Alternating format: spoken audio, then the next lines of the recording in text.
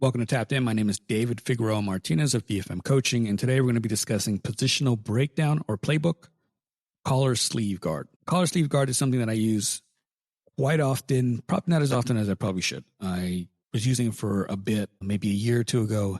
I think it's something incredibly useful for athletes, regardless of your size. And what it is if you can picture like a scissor sweep, how we're kind of on our inside hip, our opponent is between our legs. You're not quite in closed guard. Your guard is opened. If you are on your right hip, your right foot is going to be on their hip. Your left foot is going to be up by their bicep, shoulder, maybe pec. Your left hand is going to be in the collar, and then your right hand is going to have a sleeve grip. This is collar sleeve. I don't know of any variations to this position. It's pretty much it. 1 foot on the hip, 1 foot on the bicep / shoulder. And what I use it for mainly is to kind of keep the distance, because they can't pull away because I have the collar grip, and they can't come forward because I have the foot on the hip. So it's really good specifically against people who maybe are too big or wide to get your closed guard on. So there's always these people that, like, there's just a few in the gym that closed guard is not going to work for me. And if that's the case, oftentimes I switch up and I go to that collar sleeve. I find it incredibly useful because it almost feels like spider guard in some ways, because you're using your legs so much to kind of like maintain the distance. You will always want to have 4 points of contact. If they push that foot off your hip or their hip, you want to get that back. You want to have these points of contact for a good reason. It keeps them relatively at bay. They can never really crowd you enough, and you can create sweeping and submission threats based off of it. I tend to use this against people that I cannot push into closed guard. You can use this whether they are standing or they are kneeling. When they're kneeling, I like to hit like the scissor sweep right off the bat. If they drop the knee that my foot is on their hip, that side, I'm going scissor sweep right away. If they decide to, maybe they drop the opposite knee or they're standing, we have the options of using it for like throwing up triangles. You can throw up omoplatas, kimuras. You get off of that. You can create, if they're standing, you can create like tripod sweeps, sickle sweeps. You can transition into other guards. I sometimes transition in traditional X guard from there. If they are over you a bit more standing, you can transition to balloon sweep. There's a lot you can do here. It is a very adjustable guard. It can be played by short or tall people. Taller people will probably have a little bit more of an advantage because you could throw up triangles a little bit easier. But there's so much you can do from here. It's strategically sound. It does not create the kind of finger wear and tear that you get from spider guard, because typically that you're pushing the hip away with your foot and pulling with the sleeve grip, that I don't get a whole lot of wear tear, like where people are like jamming my fingers or ripping the guard. It's not that type of a dilemma for me. So again, you can use this for the balloon sweep, tripod sweep variation, potentially pendulum sweep. You can transition to lasso guard from here if you'd like. You can transition to De La Hiva, some shin to shin. You can transition to arm drags if they're on their knees. Like, it's a very versatile position. The thing that I warn against is do not get lazy and potentially not draw them out. So one of the features of the collar sleeve game is that you want to create tension across the body. So if my left hand is in the collar, my right hand's on the sleeve grip. That means my right foot will be in their hip and my left foot would be in their bicep, tricep, shoulder area. Somewhere in there. It moves around. I don't want them to posture up.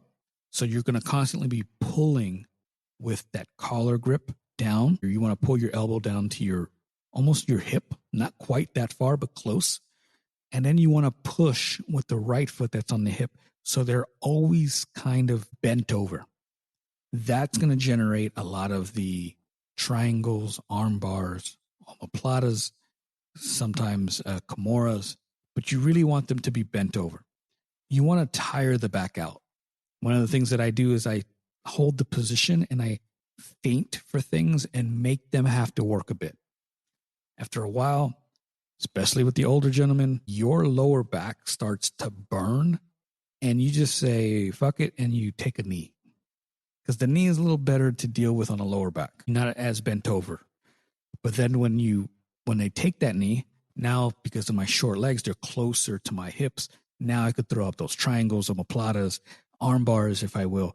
And it creates a different dynamic for me. Common mistakes, again, like I mentioned, is not having enough contact, not having enough tension. Maybe I don't suggest, but some people play, don't grab a pistol grip on the sleeve. While it's strong, I don't feel as strong as a grip. Sometimes I will change from that spider grip on the sleeve to more of a forearm grip along the seam of the fabric. It's not as strong, in my opinion, but it lets me choke up on the bat. And sometimes because I'm shorter, going to the sleeve gives them too much distance.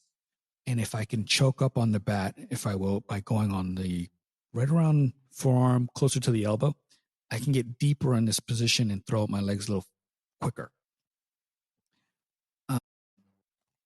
Let's see. The other thing is I try not to be flat on my back. Yes, you can play collar sleeve from there. But it's not as useful for me. It forces me to not be able to hit certain positions or threats as easily.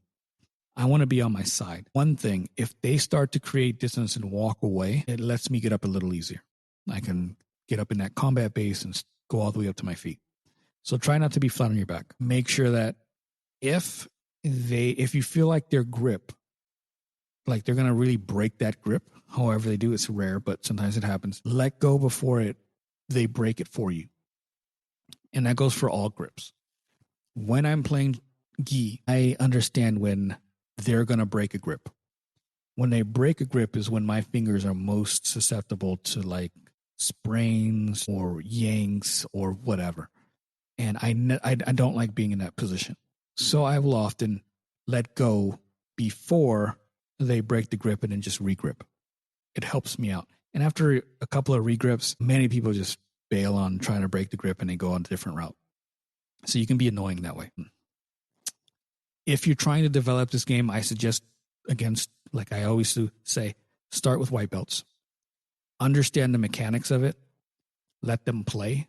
You don't have to hold the position the entire time, but let them play. Threaten your submissions or sweeps off of it. Again, tripod is one of my favorites off of that position.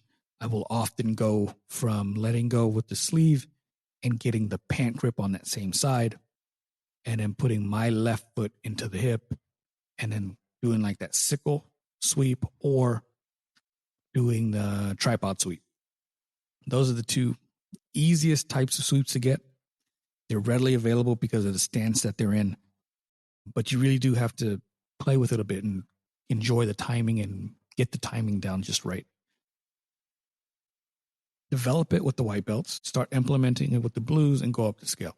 You're going to find different responses based on the skill level or even height. There might be in a situation where you're 5'4" and they're 6'4". So it may be harder for you to get to from certain positions. It's really easy to set up from close guard. But if you're trying to set it up from like me sitting on my butt and them standing, that distance to the collar might be too much. So I might have to develop on something else for that height difference. But really it's trial and error, and you're just going to have to figure out quite a bit. You can also just use this as a kind of like a experimental or a transitional period where maybe you're losing the close guard battle, but you go to collar sleeve, then to something else that you really want. My main attacks from there are omoplata. Number one attack from there. and scissor sweep. I can hit one of the two depending on how much I'm threatening the situation. Another one that I like to threaten sometimes, if they're close enough, is the collar choke. Because I already have collar in the hand, sometimes they dip their head a little too close to me, and you can snatch it up. But again, it's going to depend on your body type. Taller athletes are going to have a little bit more, be a little bit more advantageous when it comes to this. But it doesn't mean that you as a shorter athlete, can't make it work. I highly suggest it. It's very successful at the gym. Quite a few people use it. And some people just use it, again, as a transitional, and some people use it as their core home base for a guard. The downside is that if you're playing a lot of no-gi and gi, or if you go from no-gi for a while, gi for a while and transition to no-gi, you're going to be lost. There is no version of it in no-gi. Unless you got like really good hand grip, maybe, but it's not something that you can play in no-gi. And because of that, there's certain limitations. Like if you're someone that wants to have a type of game that you can drop in either scenario, this is not one of those, unfortunately. It's not like butterfly where you can play butterfly regardless. I'm hoping this helps with this situation or this position and guard. If you have any questions on this or anything else, please hit me up, dfm.2099 on Instagram and Threads. I also have a school community that's completely free, DFM Coaching, BJJ. You can look it up on school or the show notes. Again, completely free. Until next time, thank you so much.